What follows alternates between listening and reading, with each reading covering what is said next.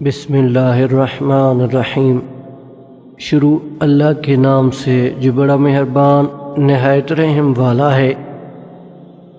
پانے سے پہلے اور کھونے کے بعد دنیا میں ہر شے قیمتی ہے۔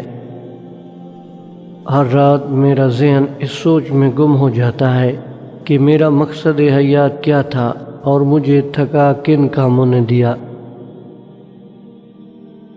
جو انسان یہ سمجھتا ہے کہ اللہ جو کرتا ہے وہ ہمارے لیے بہتر ہوتا ہے، وہ کمال کا ایمان رکھتا ہے۔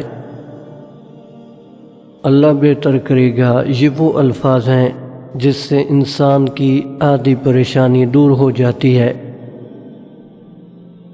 تھوڑا بھروسہ وقت پر بھی رکھو، یہ اچھے سے اچھے چہرے کو بے نقاب کر دیتا ہے۔ ابلیس کا یہ رویہ تھا کہ وہ اپنی غلطی پر شرمندہ نہیں تھا، اور ہمارا رویہ یہ ہے کہ ہم شرمندہ ہونے والے کو اتنا ذلیل کرتے ہیں کہ وہ ابلیس بن جاتا ہے۔